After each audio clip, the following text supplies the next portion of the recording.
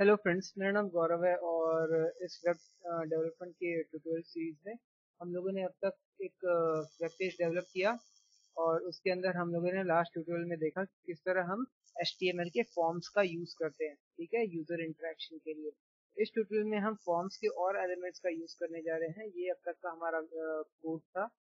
अब हम इसको एक और एडवांस फॉर्म डेवलप करने जा रहे हैं इसी फॉर्म के अंदर, सॉरी इसी पेज के अंदर, ठीक है। तो सबसे पहले तो मैं दोनों फॉर्म को अलग अलग कर लेता हूँ ताकि मैं उनके बीच में आपको अच्छे से डिफरेंसेस बता पाऊँ। और साथ ही जब हमारे दोनों फॉर्म अलग हो जाएंगे तो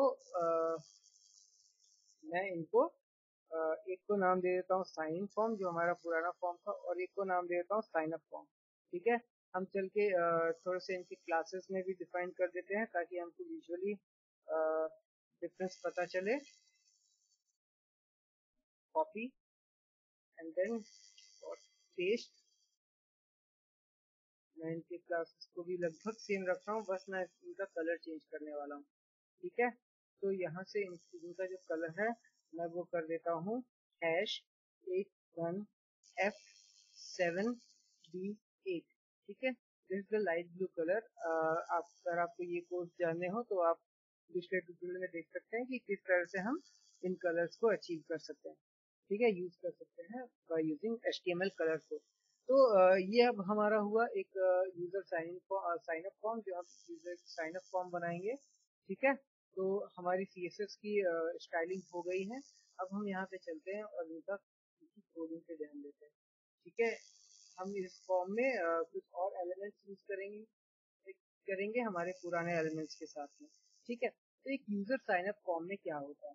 यूजर साइन अप फॉर्म में एक तो आपसे पूछा जाता है आपका user name, sorry sorry sorry, या पहले तो आपका पूछा जाता है यूजर नेम। दूसरा चीज आपसे पूछा जाता है यूजर ईमेल, ठीक है। तो ईमेल बनाने के लिए हम जिस पुराने कोड को ही वापस न्यू में टाइप कर रहे हैं, बस हम इसका टाइप चेंज करेंगे ईमेल में, ठीक है। तो इसका टाइप ईमेल करने से क्या चेंजेस हुआ देखिए। यूजर नेम में मैं कुछ भी नाम कोई भी टेक्स्ट डालूं, स्ट्रिंग डालूं तो वो एक्सेप्ट होता है। पासवर्ड में मैं कोई भी पासवर्ड डालूं तो वो मुझे डिस्प्ले नहीं होता है।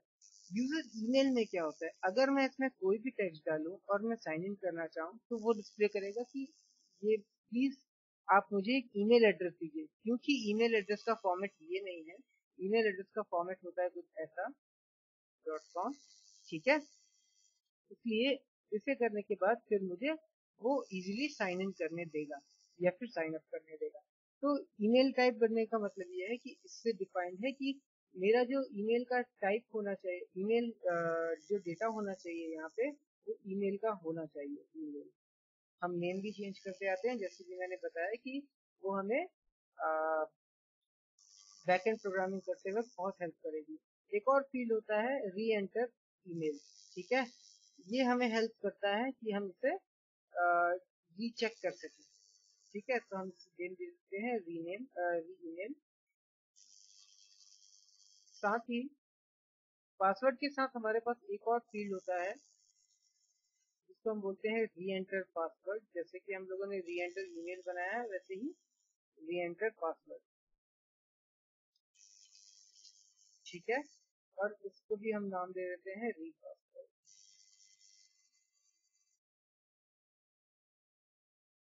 ठीक है। तो अब हमारे पास एक 5 फील्ड्स का user sign up form ready है। इसमें हम कुछ और चीजें ऐड कर दिए हैं। पहला चीज जो हम ऐड करने जा रहे हैं वो है रेडियो बटन्स। ना रेडियो बटन्स क्या काम आते हैं?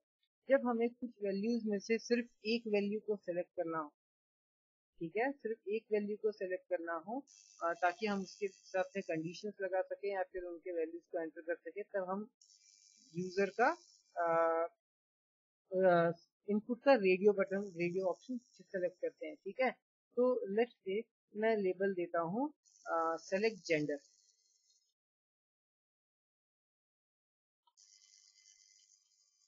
ठीक है। जेंडर में क्या क्या होते हैं?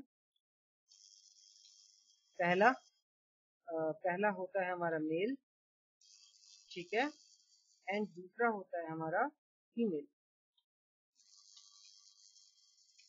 ठीक है, we are not talking about the third gender right now. So input type equals to radio button बनाना है तो रेडियो, ठीक है.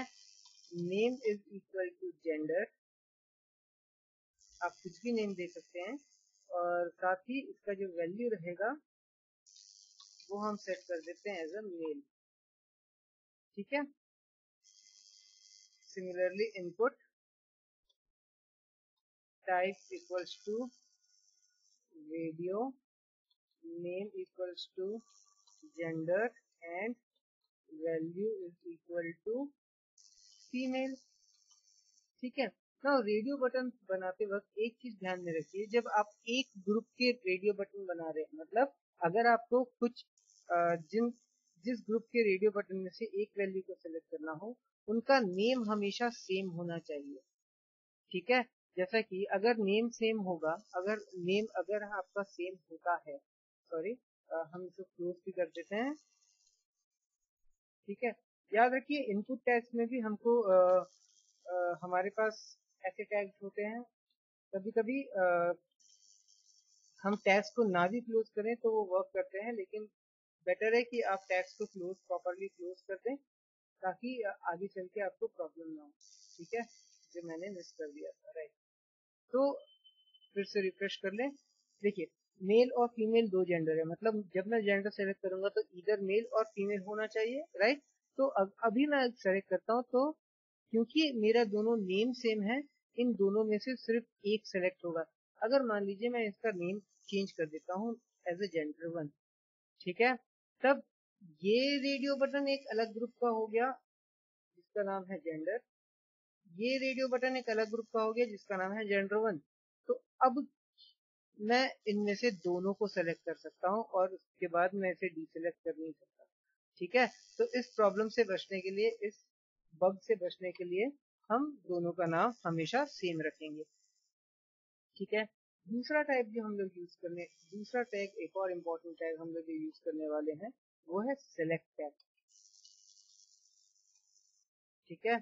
सेलेक्ट टैग एक्चुअली में आपको ऑप्शंस प्रोवाइड करता है एक ड्रॉप डाउन के अंदर, जिसमें से आप कंटिन्यूअसली कुछ ऑप्शंस या फिर कुछ लिस्ट ऑफ ऑप्शंस में से आप एक ऑप्शन सेलेक्ट कर सकते हैं. तो इसको डिफाइन करने के लिए हम लोग लिखते हैं सेलेक्ट. लाइक मैं इस सेलेक्ट को पहले कुछ लेबल टैग दे देता हूँ, लेबल, ठीक है. मैं यहाँ पे लिख देता हूँ सेलेक्ट एज ग्रुप, ठीक है. तो हम डिफरेंट एज ग्रुप यूज करेंगे, like below 18, control Z, sorry, control C, above 18, ठीक है, above 40, और एक और टैग जो हम लोग यूज कर सकते हैं इस बिलो 40, ठीक है. अब इन टैग्स का यूज कैसे करेंगे? सबसे पहले हम लिखते हैं ऑप्शन, ठीक है, क्योंकि ये ऑप्शंस में इंक्लूड रहेंगे. ऑप्शन, फिर इनके वैल्यू, मैं 1 2 3 4 यूज कर रहा हूँ, आप चाहे तो और भी दूसरा यूज कर सकते हैं, और उसके बाद इस ऑप्शन को क्लोज करना बहुत जरूरी है, ठीक है. तो अब हम इसे कॉपी पेस्ट कर दें ताकि हम चीजों को थोड़ा फास्ट बना सकें. एंड सिमिलरली इस क्लोजिंग टैग को हम यहाँ पे कॉपी पेस्ट कर देते हैं, ठीक है. चीजों को अच्छे से देख लीजिए. हम यहाँ पे एक ब्रेक लगाते हैं, यहाँ पे एक ब्रेक लगाते हैं, एंड फाइनली हम यहाँ पे एक ब्रेक लगाते हैं, ताकि हमारी चीजें जो है वो अलाइन रहें, ठीक है. अब देखिए ऐसा करने से, सॉरी, लेट मी चेक क्या हुआ.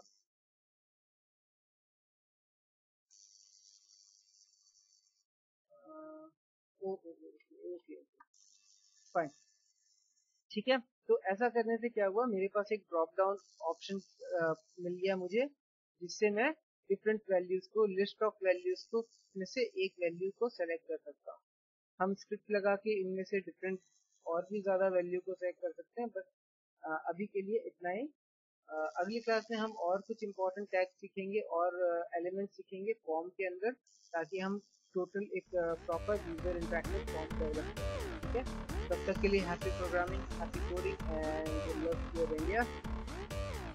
सब्सक्राइब कीजिए क्योंकि अभी प्रोग्राम बाकी है, प्रोजेक्ट बाकी है और आगे और थैंक यू वेरी मच।